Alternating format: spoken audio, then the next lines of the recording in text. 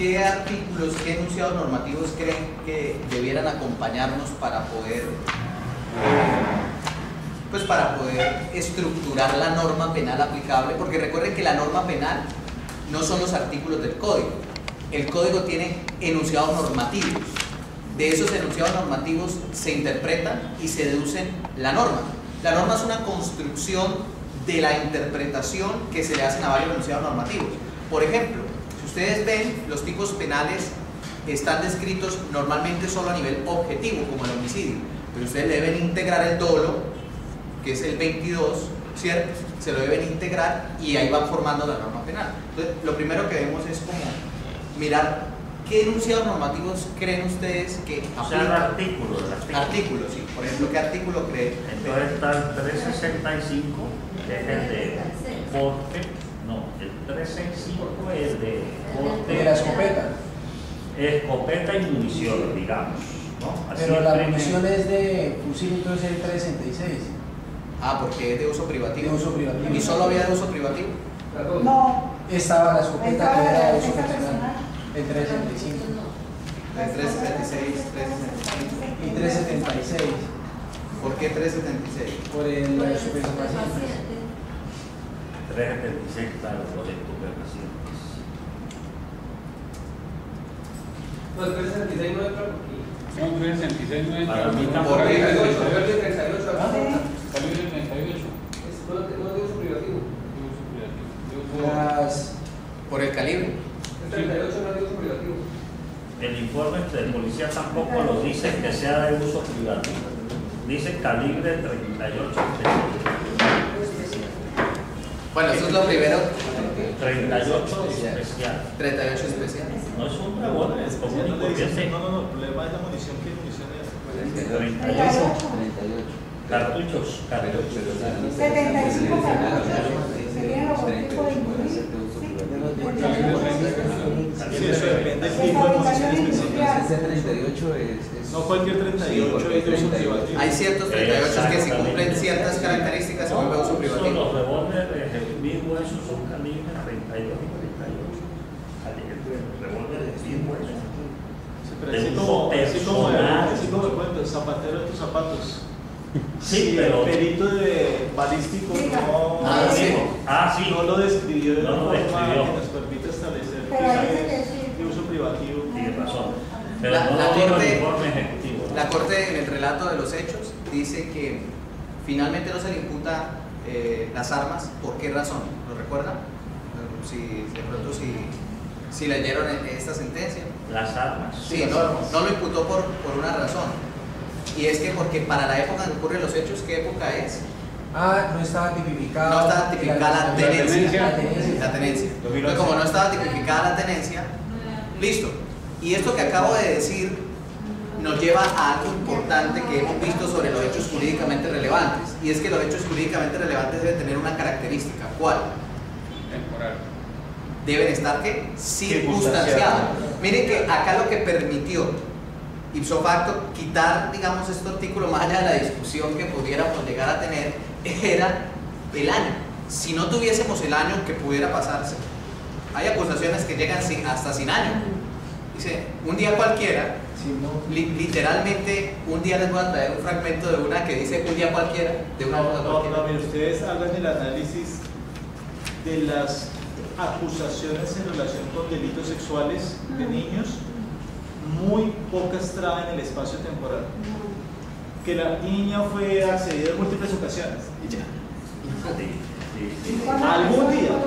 Ahora, claro, yo no estoy discutiendo que es complicado a veces en ciertos casos el marco temporal, pero así sea un marco temporal de referencia. Yo no puedo dar el día y la hora exacta de pronto, pero yo tengo que colocar un marco temporal, tengo que referenciar tal época, en tal eso, no sé, algún espacio. Tantos años, la Exacto. niña, por ejemplo, Sí. tenía 9 años, es decir, hace tanto, Y más o menos. no crean, para un ejercicio de defensa que me diga tenía 9 años son 365 días para investigar. Claro, inclusive la niña cuando declara, pues ella dice, a ver, ¿y qué te recuerda que ese día pasó? Entonces para ir circunscribiendo el marco. O sea, es que miren, circunscribir el marco, como dice el doctor, es difícil, pero se puede, o sea, imposible no es.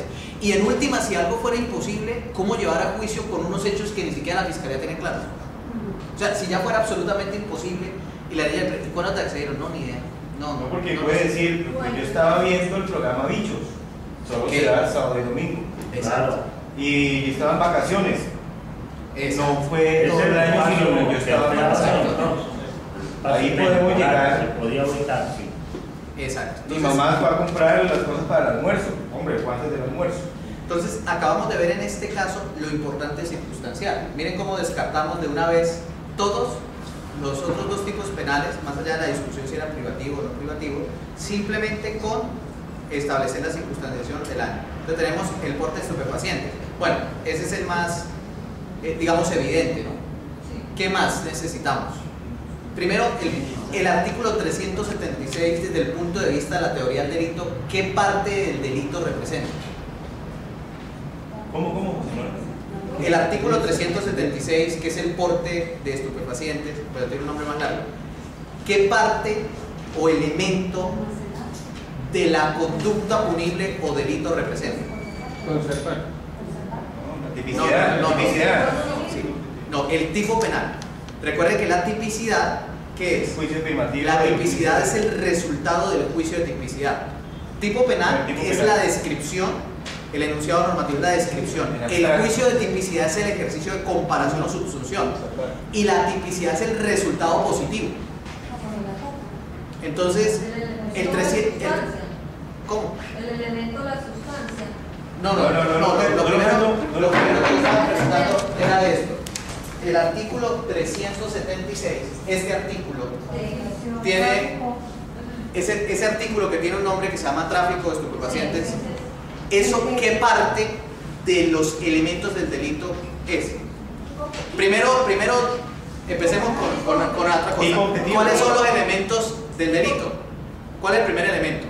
La conducta, el tipo penal, que obviamente debe ser resultado positivo de tipicidad, tipo objetivo, subjetivo, antijuridicidad y culpabilidad. ¿Listo? Ahora, nuevamente, este artículo 376, ¿qué representa o qué parte de la estructura del delito es? La tipicidad. El tipo penal, Objetivo. porque es que a veces puede tener elementos subjetivos, entonces lo combina, es combinado. Vamos a llamarlo el tipo penal, normalmente objetivo, salvo que este tenga un dolus específico, o sea, No lo tiene, creo que con el ánimo circunstancial. de no pide. Miremoslo, el artículo Creo. 376. El que sin permiso de autoridad competente introduzca al país, así sea en tránsito o saque en transporte, lleve consigo, almacene, conserve, elabore, venda, ofrezca, adquiera, financie o suministre a cualquier título sustancias estupefacientes, psicotrópicas o drogas sintéticas que se encuentren contempladas en los cuadros 1, 2, 3, 4 del Convenio de las Naciones Unidas sobre sustancias psicotrópicas incluirá en prisión de... Listo, no trae elementos subjetivos, entonces es solo el tipo objetivo. Sí, no tiene ingredientes. objetivo. Ahora la pregunta es, claro que eso falta hacer de cosas, ¿qué nos falta? Tipo objetivo, ¿qué necesitamos ahora? Aparte, no, pero este es el primer artículo, este es el primer enunciado normativo. ¿Qué otro enunciado normativo necesitamos? ¿Qué otros artículos? Llegamos al 376. Por eso empecé diciendo, la conducta punible tiene conducta, tipo objetivo, tipo subjetivo, antijuridicidad y culpabilidad. Retomo, ¿qué nos hace falta? Sí, claro, la antijuridicidad. Pero antes de la antijuridicidad, ¿qué nos falta? Tipo subjetivo. No lo hay. El tipo subjetivo, dice, ¿no? en ese artículo no. ¿Dónde lo encontramos entonces? ¿Dónde? En el artículo 22. ¿Y por qué el 22 y no el 23, que es la culpa? Porque ese no admite modalidad culposa, un tipo eminentemente doloso. Exacto, porque a diferencia de Alemania, nosotros tenemos números clausus, es decir, solo serán culposos los que el legislador expresamente los diga. En cambio, en Alemania uno puede ponerse a pensar, ¿será que el acceso carnal es culposo? Puede haber culposo, y pues de pronto algún teórico diga que sí. ¿Cierto? Entonces, acá no, acá... Listo, ahorita toca esto irlo delimitando porque recuerden que hay tres clases de dolo: directo en primer grado, en segundo grado y eventual. Y ustedes dirán, ¿y eso para qué importa? Eso importa para la dosificación de la pena, porque ya delimitado el cuarto, ¿qué se hace? Se debe escoger la pena. Y uno de los criterios para escoger la pena dice intensidad del dolo. Entonces usted me tiene que decir a mí si el dolo fue directo en primer grado, directo en segundo grado, de consecuencia necesaria o eventual. O sea, no son simples cuestiones retóricas. Cuando uno lo enlaza con la dosificación de la pena, entiende, para esto es que necesitábamos saber si era dolo directo en primer grado, en segundo grado y eventual. Y además porque eso es un hecho jurídicamente relevante. Es diferente yo defenderme de un dolo eventual que de un dolo directo en primer grado. Los hechos indicadores son distintos, cambian por completo. La actitud, todo lo que se va a demostrar. Entonces es muy importante que eso quede también. También la tentativa, también según el grado que alcance la tentativa, también se debe valorar el momento de encontrar. Claro. Eso se olvida mucho por parte de los defensores, sobre todo, que cuando es una modalidad tentada no están pendientes de que si quedó en frustrada, si quedó en completa, si quedó acabada. Y eso también puede servir directamente y a la misma fiscalía se le olvida muchas veces decir hasta dónde llegó esa tentativa. Pregunto yo, ¿este tipo no nos está haciendo un ejercicio de reenvío normativo? Claro, hay que ir por pura curiosidad, ¿en cuál de los 4 convenios está la sustancia que le encontraron? Aquí mismo lo dice, doctor. Claro, ¿no? En los cuadros 1, 2, 3 y 4. Sí, pero eso es de los convenios internacionales. Pero la pregunta es en ¿En cuáles hay 4 convenios. ¿Está en alguno de los 4 convenios? ¿Ustedes alguna vez han revisado si las sustancias que normalmente cogen la cocaína están en algunos de los convenios? Si lo cogieron con éxtasis, ¿está en alguno de los convenios? Si lo cogieron con popper, ¿está en alguno de los convenios? Y lo que acaba de decir el doctor es supremamente importante. Y miren el fundamento legal, la exigencia de que esto sea así. Ya les doy el artículo, porque es cierto, si esa parte no está delimitada, falta un hecho jurídicamente relevante. Y les voy a mostrar expresamente dónde. ¿Cuántos de ustedes han bajado los convenios? Ninguno. Artículo 6 del Código Penal. Inciso 1 dice: la preexistencia de la norma también aplica para el reenvío en materia de tipos penales en blanco. Claro. Y el reenvío significa que al tipo objetivo debemos integrarle esos convenios. Y miren que hacemos una labor grande. O sea, que está en el cuadro 1 del convenio tal, por ejemplo. No, porque sorpréndase, yo he tenido casos en que la sustancia no está en ninguno de los convenios. Qué interesante. O cuando estuve la eliminaron. Y todo lo que llega, todo lo que subiera a la fiscalía no debería contar si se hubiera dado cuenta de eso, por ejemplo. Claro, por la tipicidad. Claro. Se da cuenta que no está en ningún Claro, lo que pasa es que, mire, el ejercicio que hace la policía es que si encuentra una sustancia estupefaciente, ¿cierto? Según las normas de policía, lo capturan, ¿ok? Pero lo que para ellos es estupefaciente desde la práctica policial no necesariamente está enmarcado a través de Naciones Unidas, que es la que genera esos cuadros, porque lamentablemente el ejercicio de venta de estupefacientes o de drogas es mucho más adelantado que lo que tiene la capacidad del legislador para meterlo dentro de tipos.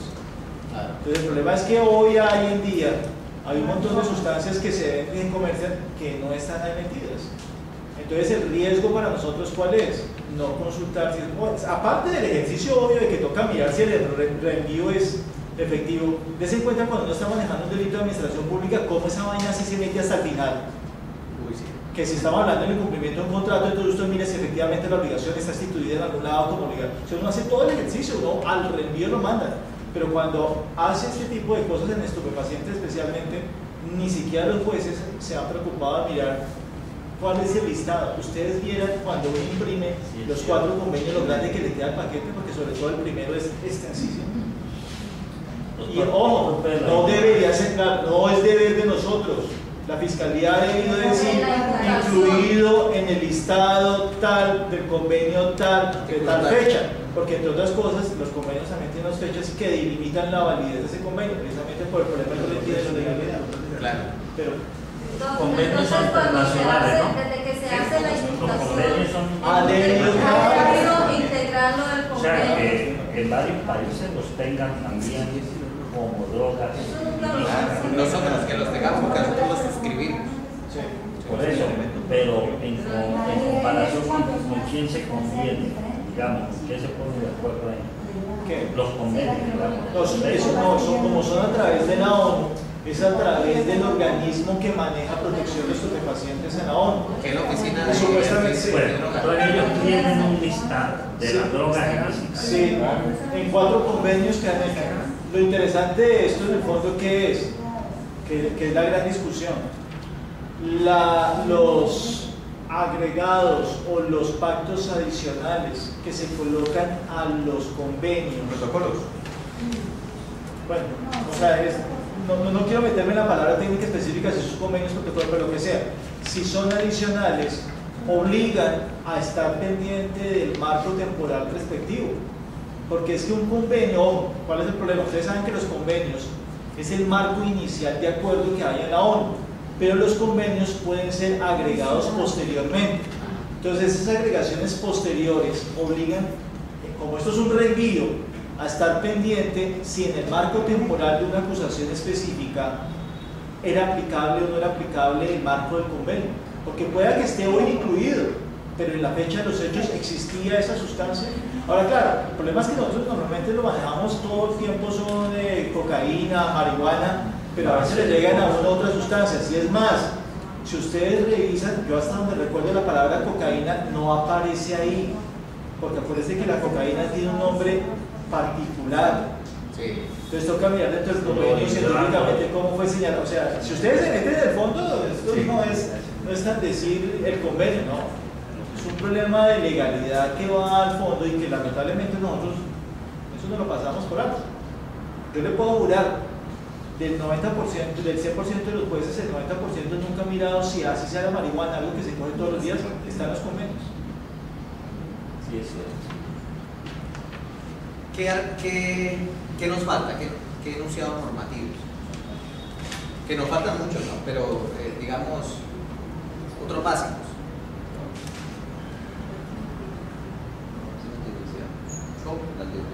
El verbo. Sí, el verbo está, hay varios. Dices que es de tipicidad, ¿no? Entonces, artículo 10. Bueno, la base de todo es el 9. Punto unido. 10. Bueno, tenemos ya el tipo penal, objetivo y subjetivo. ¿Qué más nos falta?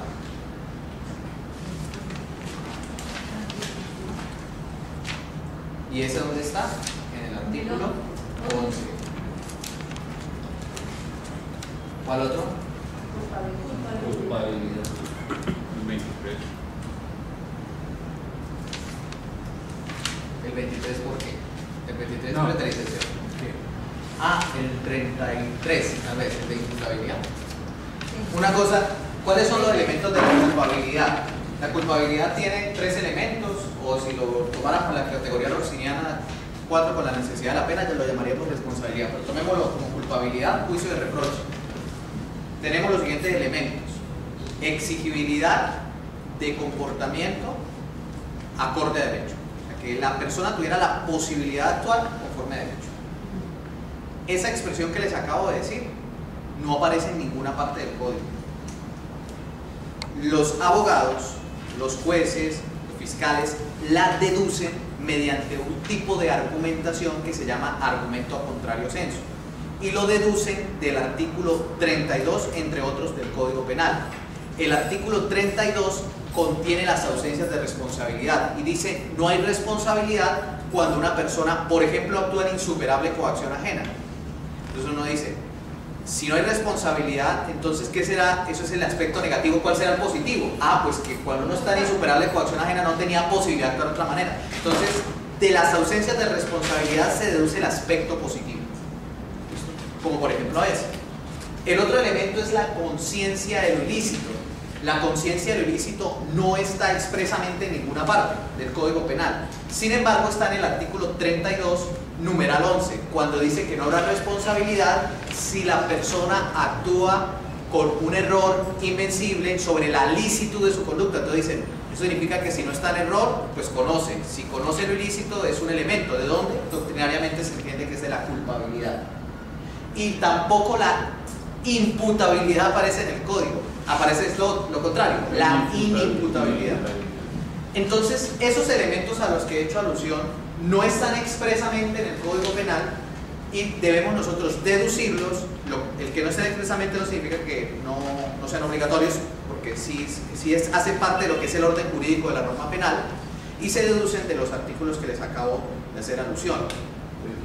Obviamente esto fue un ejercicio donde los alemanes tuvieron que pensar durante muchos años hasta que se quedaron delimitados. Ahorita es más simple, simplemente nos remitimos a ellos. Hay uno que sería muy interesante analizar, que luego tal vez lo discutamos, y es la necesidad de la pena. Y yo soy del criterio, siguiendo un análisis de Roxin, que un juez en ciertos específicos casos podría prescindir de la pena haciendo un ejercicio de proporcionalidad que evidentemente nunca he visto en la práctica. Sería muy interesante ver ese ejemplo. Hay un caso específico en el 34 que lo autoriza de manera expresa, y es que cuando se trata de delitos culposos que hayan alcanzado exclusivamente al ascendiente, descendiente, es decir, el típico padre que de manera culposa mata al niño. Entonces el artículo 34 dice no será necesario. Ese es expreso, ese sería fácil, y ese sí lo vi alguna vez en que lo aplicó un juez. Eso es lo que se llama la pena natural.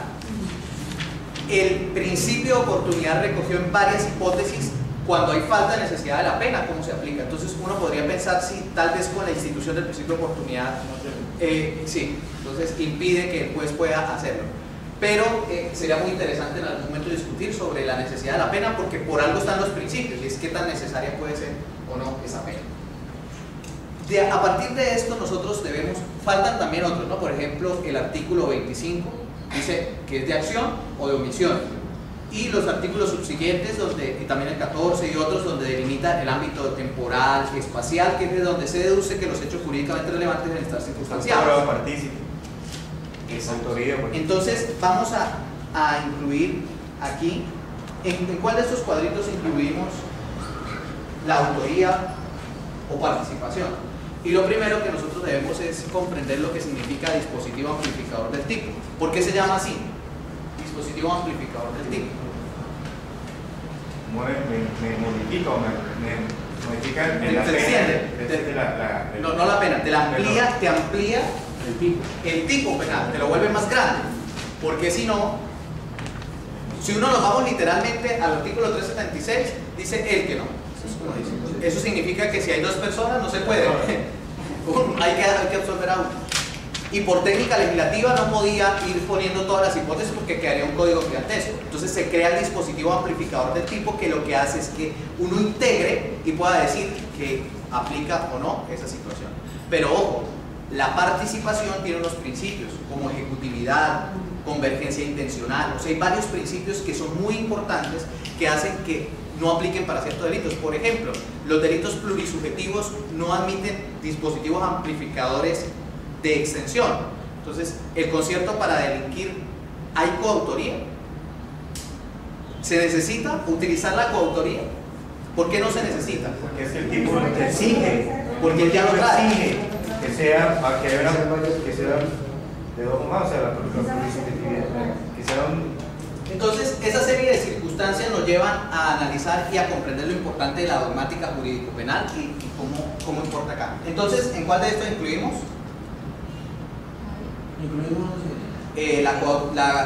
Digamos, la del dispositivo amplificador de la tentativa o participación, ¿no? Sí. El tipo objetivo. En general. La tentativa lo incluimos, tanto la tentativa como la participación o la autoría se incluyen en el tipo penal, no en el tipo objetivo nada más. ¿Por qué? Porque tanto la coautoría como la tentativa tienen exigencias subjetivas para que se den. Por ejemplo, no hay tentativa en delitos culposos, no existe. Entonces es imposible que se dé. El requisito es el requisito subjetivo que haya valor. Exacto. Entonces, digamos que tanto la tentativa como la participación requiere eso. Puede haber coautoría en delitos imprudentes. Hay teorías que dicen que sí. Bueno, hace poco... Complicidad en delitos imprudentes, la Corte dijo en una que sí. El caso del patólogo lo condenaron que se planteó el tema, el oncólogo que ejecutó la conducta de quitarle la mamá a la muchacha, pero el que infringió el objetivo de cuidado fue el patólogo que dio como conclusión tiene cáncer maligno, entonces debe ser. El oncólogo con base en ese, pues dijo, no, pues lo que me dice el patólogo que hay que extirparla, y luego le hicieron los exámenes. No, si le hubieran hecho un examen complementario, habrían visto que no había necesidad de extirparla. Entonces ahí se plantea la posibilidad de que terminaron condenando la corte al... No conozco ese caso, sí, es analizarlo. Es un caso, dice que... Pero el procedimiento no le veo... Sí, porque dice la situación objetiva tenía el rol de nuevamente hacer el examen. Claro, por eso, ahí no condenaron, ahí sacaron su responsabilidad al oncólogo que... Yo me pregunté para qué lo procesaron. No, la corte dice, y no nos vamos a enfrascar en el tema si hay coautoría o no, porque primero él no fue procesado. Claro, por eso es que no hay mucho espacio de discutir una coautoría imprudente en la medida en que el segundo fue un instrumento si hay alguna situación claro, que tenía su control. Sí, claro. Pero sí hay en la doctrina teorías que hablan de la posibilidad de que dos personas confabuladas con el universo entero comezcan al mismo tiempo la estupidez y maten a alguien. Sí, vamos a unirnos a ser torpes, básicamente. Porque si no hay lo que estaría cayendo sería un error de tipo invencible. No, Por es eso que de pronto se le podría estar el que creó el riesgo desaprobado fue el patólogo. porque la ley Sarti le exigía realizar otro examen para confirmar lo que vio en el microscopio. Que llevaron 3 patólogos al juicio y dijeron, no, es que es obligatorio realizar ese examen que usted no hizo, una histopatología, bueno, no me acuerdo el nombre del examen. Ese caso es el clásico que cuando ustedes saben que cuando van, por ejemplo, a operar a una persona, van a hacer un procedimiento siempre con un marcador. Sí, este no, este sí. No, claro, y al principio solamente marcaban uno, sino después por protocolo se colocaba el resto, este no, porque eran tantos los casos en los que le quitaban lo que no era. O sea, muchísimos. Una persona que se presentaba con un, cáncer, pero solo en una de las piernas, y le quitaban la que no. Y pues obviamente después tuvo que quitarle la que sí. Bueno, pero ahorita es la doctrina o lo que en el momento lo que tenemos es que no cabe la coautoría. Es que mire que es muy importante la asesoría que se le da a los médicos, de explicarles los protocolos, que los conozcan, lo que tienen que hacer y grabar los procedimientos, algo que uno siempre les dice, grábalos. O sea, para mí es más fácil demostrar si usted grabó y yo llevar con un perito experto y ver que los 5 pasos los cumplió. Para la víctima condenarlo de lo grave. Sí. Entonces, eso es algo que es básico, que lo tienen que grabar. Listo, vamos entonces a... ¿Ustedes qué piensan acá? ¿Esto sería un tema de autoría o de coautoría? O de participación, por ejemplo. Una sola persona fue la que capturaron. Pero iban por otra persona. Pero es que iba buscando a Nelson. pero Vale que yo le llamo la atención sobre 2 palabras específicas. Excluimos un delito, pero es que quiero mencionarlo porque me parece fantástico como lo colocaron ahí. Porque en últimas, si yo lo paso infinitivo, son los verbos. Mira, aquí el primer verbo es entregar, porque ella entregó 2 bolsas. Y en el segundo caso es encontrar, porque ellos se encontraron. Sí, se contradice. sí. Bueno, no tanto que se contradice, sino haga algo útil con esos 2 verbos que están mencionando ahí. Haga algo útil con los tipos. Ahora no se sabe si la señora Bueno, la droga papel era la estaba señora, haciendo ahí, si era la muchacha. Miren lo que les quiero, yo les quiero mostrar algo que lo dice acá y que esto no está hecho, digamos, al azar, sino deliberadamente. El tipo subjetivo está después, ¿cierto? Después. Pero resulta que es que a veces ocurre que empiezan por acá, dicen conocía. Pero espere, ¿qué conocía? ¿qué conocía? ¿Qué conocía? Y conocer no es un delito solamente. O sea, el que yo conozca, inclusive ahí le reprocharon el silencio en esa sentencia, porque dicen, es que guardó silencio y no dijo nada. Además, si vivía en esa casa, conocía, y cómo no denunció al esposo con quien viviera. Y el 33 que prohíbe hacerlo, y expresamente usó el silencio en contra. Entonces, son una serie de circunstancias que nosotros debemos tener cuidado en el momento en que se va a argumentar. El porte de estupefacientes en el artículo 376 dice: el que sin permiso de autoridad competente introduzca al país, así sea de tránsito o saque de él, transporte, lleve consigo, almacene, conserve, elabore, vende, ofrezca, adquiera, financie o suministre a cualquier título sustancia estupefaciente. Eso que está ahí, debemos agregarle obviamente el tipo subjetivo si vamos a meter coautoría agregada. Convirtamos esos hechos jurídicamente relevantes como tenían que ser. A ver, comencemos. Evaluci Muñoz, sería el que, ¿verdad? Sin permiso de autoridad competente, ¿cómo lo volvemos un hecho jurídicamente relevante? ¿Lo transcribimos o lo dejamos igual? ¿O lo ponemos otra cosa?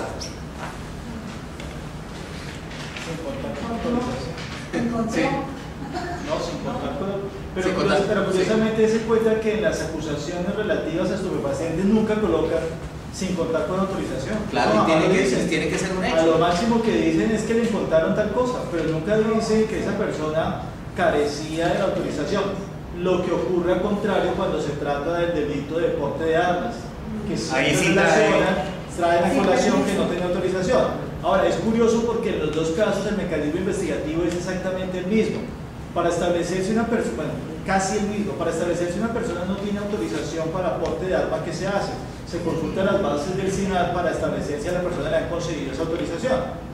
En relación con estupefacientes ocurre exactamente lo mismo, porque hay bases de datos que establecen si una persona por alguna u otra razón tiene autorización o no, dependiendo de la cantidad de sustancia. E inclusive, acuérdense que hay cierto tipo de, exactamente, hay cierto tipo de sustancias que por cuestiones médicas podría tener extendida una autorización. Pero lo cierto es que si hace parte del tipo, habría de ser parte de la descripción. La persona no está autorizada para eso, en algún lado. Evaluci Muñoz, sin tener permiso de autoridad competente. ¿Qué más dice? Dice, introduzca. ¿Ustedes creen acá que introdujo? No. Transportó, llevó consigo, almacenó. No, Almacenó o conservó. conservó. Bueno, vamos a ver, ¿lo vamos a circunstanciar? ¿Tiempo? Sí, pero necesitamos saber, digamos, el verbo que vamos a utilizar para poder Vamos para el núcleo primero y después lo conservó. Ah, ok. Pero vean, yo les hago como llamo la atención acá. Por supuesto, aquí estamos jugando, pero el fiscal es el que en un momento dado, porque aquí estamos jugando a ser fiscales, aquí no estamos jugando a ser jueces, aquí estamos jugando a ser fiscales. para saber lo importante que es esto. Claro, al jugar a ser fiscal hay que en un momento dado tomar una decisión. Y eso es lo que a veces no quieren asumir. ¿Cuál es la decisión que tengo que tomar? ¿Cuál es la actuación que yo le voy a registrar para después enlazarla con un verbo? ¿Y eso de qué depende? Eso no es una especulación, depende de los elementos que le dieron. Sí. Porque pueda que en los elementos se logre establecer que a la señora la vieron ingresando con, Ajá. o la cantidad era tan grande que yo puedo decir que es almacenada. O me voy por un verbo que me dé más amplitud, que es conservar, porque ahí meto yo cualquier cosa, que conservar Sí. tampoco es que sea muy preciso. Conservar. Pero tiene que tomar una decisión, pero tiene que tomar una Pero decisión. fíjese que ¿Qué dice conducta? que el juego fue atribuido. Llegaron a un allanamiento persiguiendo a otro. Mire, almacenar, poner o guardar un almacén, reunir o guardar una cantidad de algo, conservar. Pero es que almacenar es eso, precisamente guardar en un sitio ciertas condiciones donde pueda durar muchísimo tiempo en ese estado. En cambio, conservar es mantener o cuidar la permanencia o integridad de algo, eso exigiría mayor carga, o sea, mayor, porque almacenar pareciera que casi que lo diga. Claro que eso hay que agregarle de todas maneras unos límites de la participación, de la imputación objetiva de eso, pero digamos en principio, ¿cómo podríamos convertir esto en almacenar? ¿Escogemos almacenar, conservar? Toca tomar una decisión, vamos a almacenar. Almacenemos. Mejor conservar. Sí, pero no simplemente- Conservar, Porque ya se establece Si lo colocó para No, la pero primera es unidad. un sitio especial. conlleva una Lo que está en un almacén es relacionado a conservar. Claro que se pega bastante, ¿no? Eso lo veamos. Almacenar no requiere. Sí, era grande. 64 bolsas conservar eso le cobra más cuidado. 256.743 gramos. No, pero el ejercicio no son tanto los gramos, sino la cantidad de bolsas. ¿Dónde? 174. Sí, porque usted, por ejemplo, si le encuentran marihuana, usted le puede encontrar 3 bultos y eso no da para nada. Sí, pero... En cambio, 174, bueno, Sí, entonces sería conservar. No checa nada. Conservó. Bueno, habitación construida en madera en el patio de su casa. Ahí fue donde consiguieron la droga. En una habitación de madera construida en el patio de su casa. Conservó. ¿Cuánta droga ponemos? ¿Cuánta fue? Conservó 256.793 gramos. Les hago un paréntesis, des en cuenta la importancia, si fuéramos fiscales, de la modalidad verbal. Es decir, yo no podría aquí en la redacción decir conservado, o han conservado, o conserva. Conservó porque le cogimos y nos fuimos. Sí. Ni tampoco puedo utilizar la modalidad normal que utiliza la Fiscalía y la Policía, que es, y a la señora le fue hallado. Porque es que eso no me indica hacia qué verbo me voy a dirigir. Le fue hallado es un espacio ilimitado de descripción que, entre otras cosas, porque es que los verbos me definen a mi intención, ¿no? Exacto. Pero es que es lo mismo importar que transportar. Claro, van a objetivos totalmente diferentes. O sea, yo tengo que demostrar si yo portaba o si transportaba, porque si no, uno u otra puede, si no demuestra, puede llevar la tipicidad por el simple hecho de que usted me dijo que estaba transportando, pero me probó que portaba. Y me está pidiendo poner por... Sí, claro, son dos objetivos diferentes, se va por otro lado. En la zona 8, habitación de madera. Esa zona 8 será... Parece que es como una finca, ¿no? No. Creo que zona 8 es el nombre de... Cuando se hace un procedimiento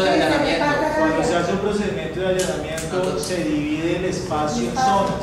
¿Para qué? Para poder referenciar qué zona fue encontrado el elemento. Entonces toca excluirlo porque eso no haría parte de la descripción exacta del lugar. Entonces sería: conservó 256.793 gramos, 174 bolsas plásticas en una habitación de madera ubicada en la casa X. Nos oponemos.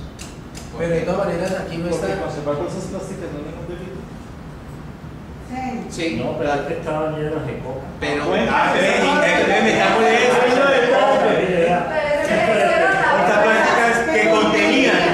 Sí, porque similares no son hechas Claro, de que contenían unas... Dice que similares, pero ahí tampoco dice que fueron. Dice que similares, no dice que fue coca ni nada. No, mire la trascendencia. Me permito aclarar una cosa, compañeros ingenieros, no abogados. Normalmente los que no son abogados son los que dan cuenta de lo que es obvio. Por supuesto, cuando yo rindo el informe como perito del PIPH, doy un indicativo, es decir, cuando se hace la captura, el policía da un indicativo, dice, al parecer es marihuana. ¿Por qué? Porque él no ha hecho todavía el análisis. El perito de PIPH hace esa prueba se llama iniciaria, que significa que me sirve a mí como elemento inicial de investigación, no es definitiva. Y eso me sirve a mí para una sustentación de pronto ante garantías. Pero cuando yo acuso, no puedo decir que al parecer, porque entonces yo tengo dudas. Claro. Entonces, ¿para qué acusa? Es probabilidad de verdad. Claro, usted tiene que afirmar que le encontramos cocaína o no acuse. Doctor, yo he visto inclusive decisiones que parecer. usan al parecer, porque como hacen el ejercicio de transcripción de los informes, hasta se les va con ese rasgo dubitativo. Bueno, entonces Evalucía, sin tener permiso de la autoridad competente, conservó 256.793 gramos de cocaína. Porque es que realmente, ¿y dónde estaba? Contenidas. Sí, contenido estaba Contenidas en 100. Ahora, doctor, aquí veo también que la fiscalía. Las bolsas. Se supone Es que es importante. cocaína. Porque cuando yo vaya a juicio voy a mostrar, o sea, voy a generar confusión al juez si no le muestro que estaban en 17 bolsas. Doctor José María, aquí es Esa es parte de la circunstancia. También es importante acá describir cómo era el inmueble, ¿no? Porque no lo están describiendo bien. Ah. No sabemos si el patio es abierto o cerrado, porque la droga fue conseguida en una choza, en una casa, en una habitación de madera en el patio. No fue dentro de la misma casa. Estaba dentro de una habitación. Contenía Decimos que en el patio hay una habitación que es una construcción cerrada que está hecha de madera. Pero no sabemos si el patio, como en un caserío, no sabemos si el patio es abierto o cerrado, si la casa está totalmente cerrada. Pero eso como es jurídicamente relevante. No sabemos si es una rural. Casi más para la defensa, ¿no? No, claro, porque es que usted, a ver, usted como fiscal le va a achacar a esa persona que usted conservaba su sustancia allá. Ahora el problema es demostrar que en las circunstancias en que fue encontrada ese material. Sí, pero es un problema de prueba. Demostrar que eso. Pero si el fiscal describe el inmueble que el patio era cerrado, pues entonces ya está, su teoría del caso ya va más segura, ¿no? Lo que pasa es que también las circunstancias, yo lo que debo ver para la trascendencia es que viabilice la defensa. Y mi cliente sabe dónde la encontraron y cómo está la casa. O sea que el decir si es cerrado o abierto, ¿qué tanta imposibilidad me va a dar a defenderme? Si es la casa misma donde... No, basta con decirle en un inmueble ubicado en esta tal dirección. Entonces, eso sí es importante. Claro, eso sí es importante. Inclusive dentro de una habitación de madera, una habitación del inmueble ubicado en tal nomenclatura. Claro, plásticas ubicadas.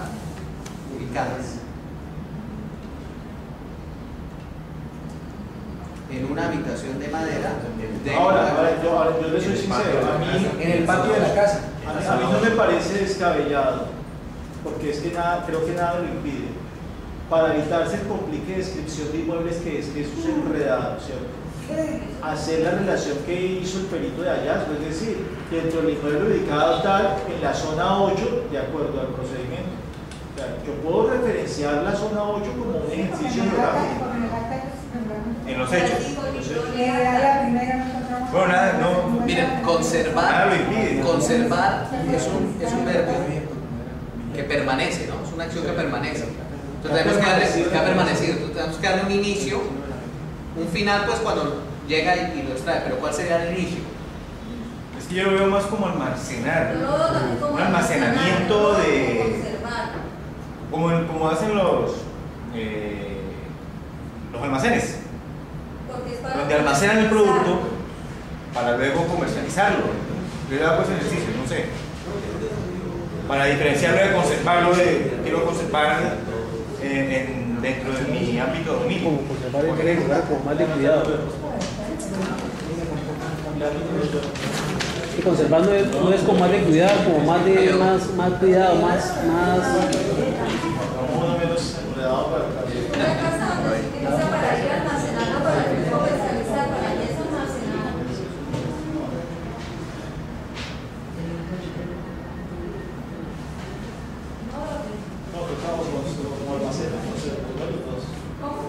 Yo me inclino por almacenar. Yo lo que pienso es que si se le pone conservar, hay una mayor exigencia. ¿Qué tenía? ¿Cuál es la exigencia, doctor? Pues la conservación en la definición que da implica el cuidado. El almacenamiento está ahí. Por eso está almacenado. ¿Dónde está el producto? ¿No está es menos exigente, me parecería a mí, aunque no conozco realmente la función de la Corte sobre los verbos rectores. Lo que más que puede enredarse porque es que la función de ella, ¿cuál era? ¿Guardarlo o cuidarlo? Ya está. Sí. Conservarlo. Si yo digo guardarlo, lo guardo y listo, no me enredo más. Que está un poco más atado, a almacenar. Sí, guardar es más almacenar. Sí. Y cuidar a conservar. Sí. Ahora, en el marco temporal yo creo que tampoco nos podemos enredar porque yo puedo decir desde fecha indeterminada y hasta el día del allanamiento, hasta el 5. Porque yo no sé, o sea, realmente yo no podría como fiscal de pronto establecer cuándo lo ingresó. Pero yo sí puedo decir que lo mantuvo ahí por lo menos hasta el día tal que fue cuando se vaya. Pero doctor, siempre me ha parecido una curiosidad el marco temporal por el tema de la prescripción.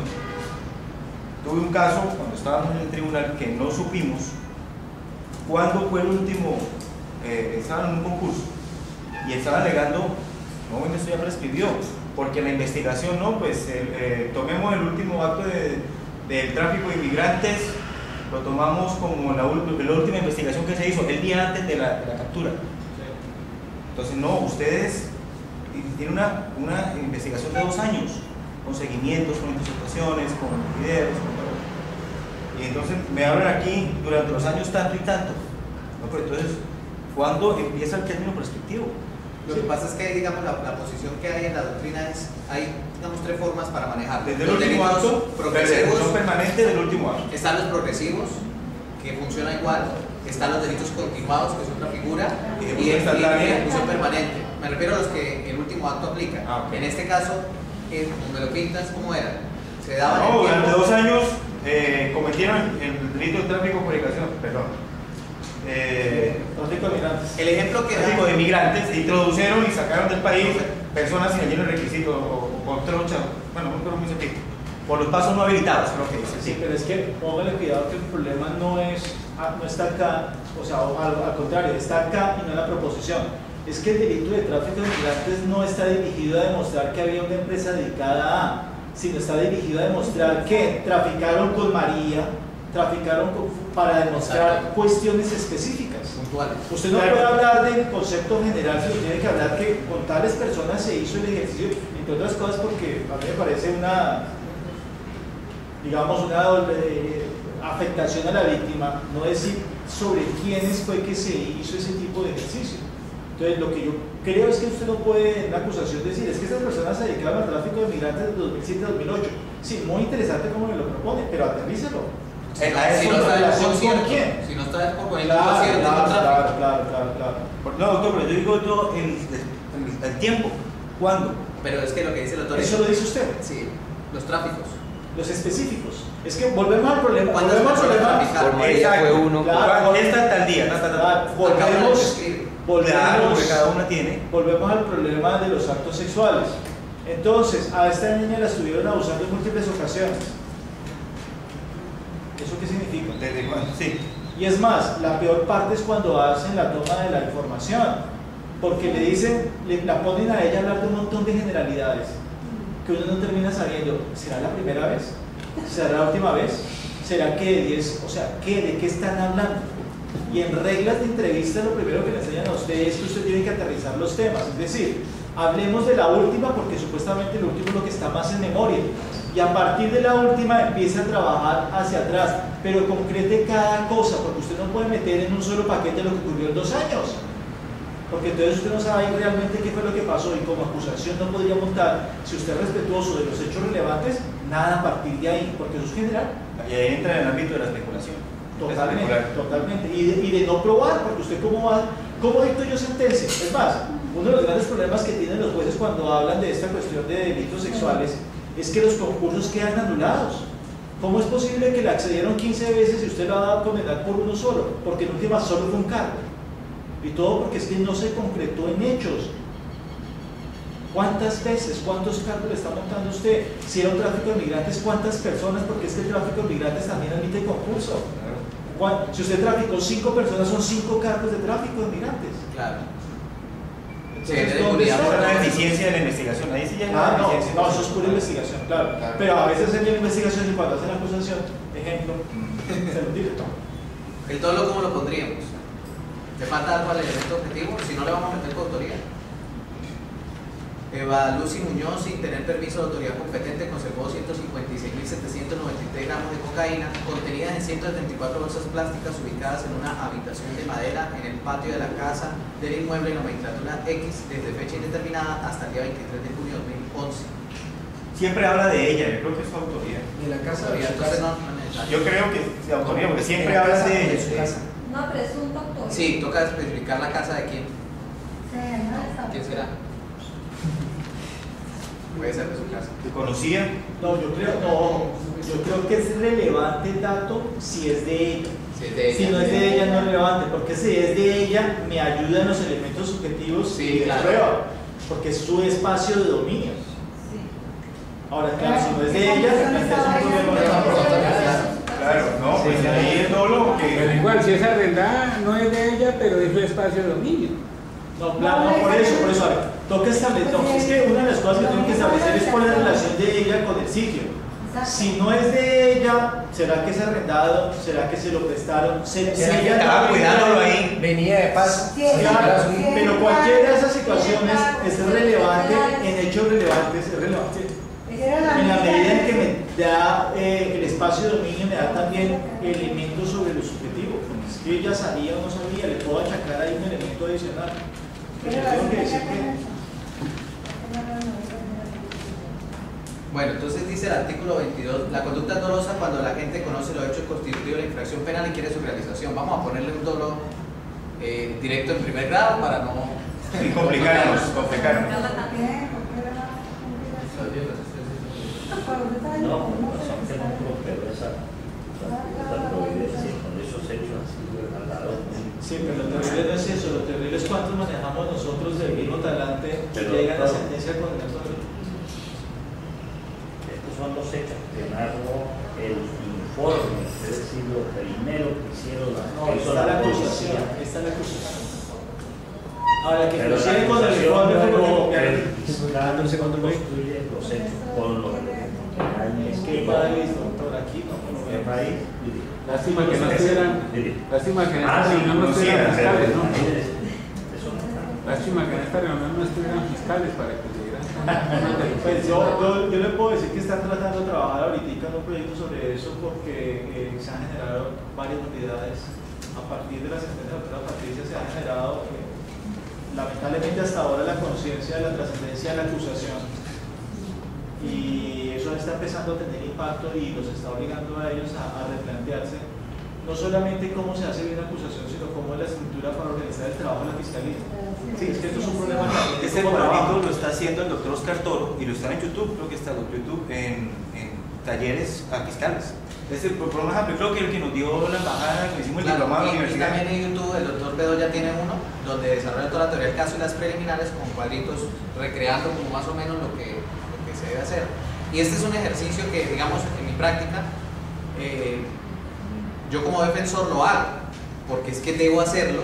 ¿Para qué? Para identificar si la teoría fáctica está completa, qué pruebas tiene, qué les hace falta, qué debo conseguir yo, cómo puedo conseguirlo, debilidades. Entonces, yo este cuadro, digamos, si vieran en mis carpetas, cada caso tiene esto de hechos jurídicamente relevantes.